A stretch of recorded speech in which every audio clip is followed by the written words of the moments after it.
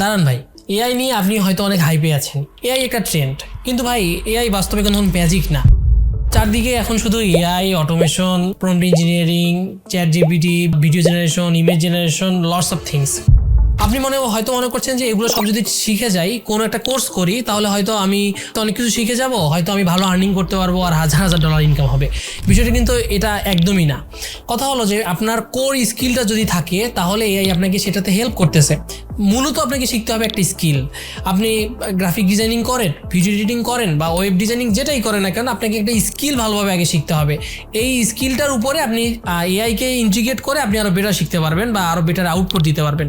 কিন্তু এআই শিখবেন আগে বা এআই রিলেটেড জিনিসগুলো আগে মাথায় নিয়ে নেবেন আর কোর স্কিলটা শিখবেন না, বিষয়টা কিন্তু এমন কোনোভাবেই কাজ করবে না।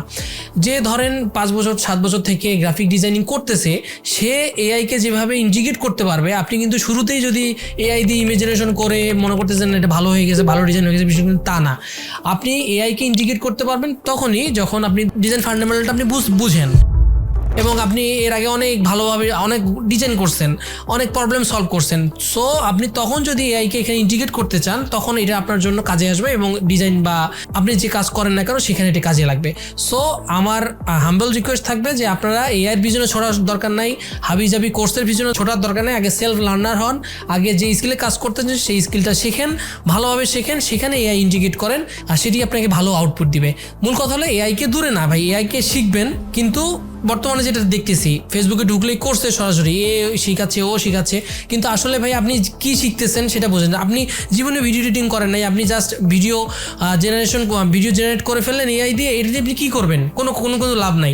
আপনি এটাকে কীভাবে সেল করতে হয়, আপনি যে ভিডিও এডিটিং পারেন, তারপরে আপনি এআইকে কাজে লাগাচ্ছেন, সেই ফুটেজগুলো নিয়ে আপনি সেইটাকে কীভাবে ক্লায়েন্টের কাছে সেল করবেন, সেটা হলো মূল বিষয়। সো আমি বলবো আপনাকে, আপনি একটা কোর স্কিলে ফোকাস দেন আর সেলফ লার্নার হন। আর অবশ্যই কোর্স হয়তো আপনাকে একটা পথ দেখায়, কিন্তু কোর্সই সব না। একটা কোর্সে যাওয়ার পরে আপনি দেখলেন যে ভালো লাগতেছে না, আপনার কাছে মনে হচ্ছে যে না ভাই আমি তো কিছু বুঝতেছি না বা কি হচ্ছে না।